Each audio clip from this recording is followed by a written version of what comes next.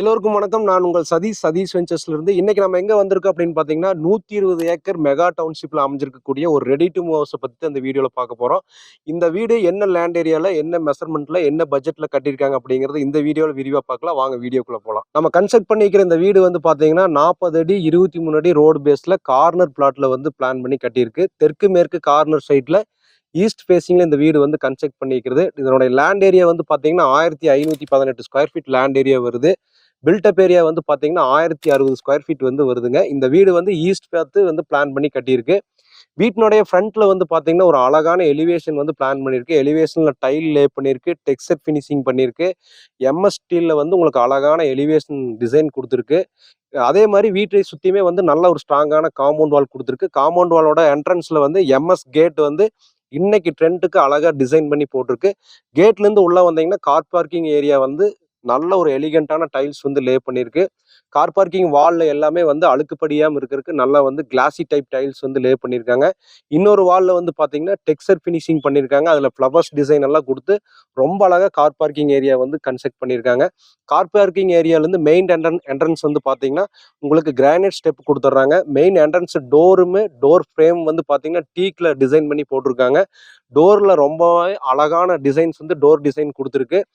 என்ட்ரன்ஸ்ல இருந்து உள்ள வந்தீங்கன்னா லிவிங் ரூம் வந்து 16x16 எல்லாமே 4x2 டைல்ஸ் லே பண்ணி ரொம்ப அழகா பண்ணியிருக்காங்க. ஹால்ல இருந்து வெளியே ஆக்சஸ் பண்ற மாதிரி ஹால்ல வந்து ஒரு டோர் கொடுத்துட்றாங்க.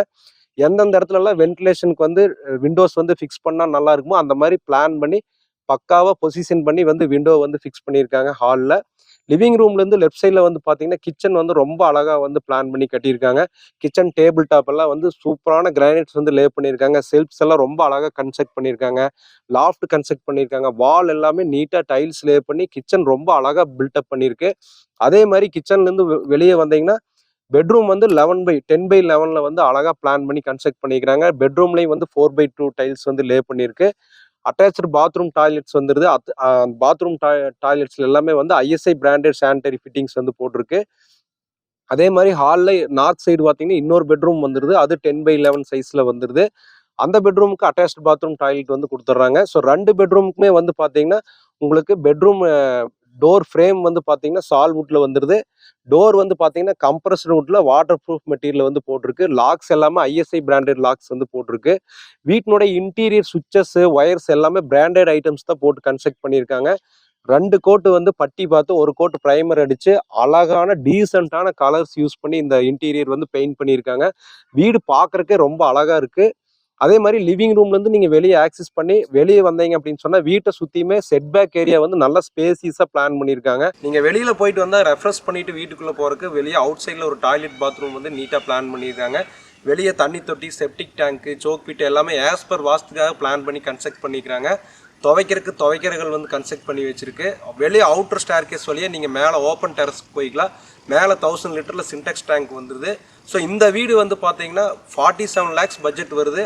3.5 சென்ட் இடத்துல 1060 ஸ்கொயர் ஃபீட்டில் வந்து கிழக்கு பார்த்து இந்த வீடு வந்து கன்ஸ்ட்ரக்ட் பண்ணியிருக்கு. ஒரு மெகா டவுன்ஷிப் ப்ராஜெக்டில் கார்னர் பிளாட்டில் வந்து கட்டியிருக்கு.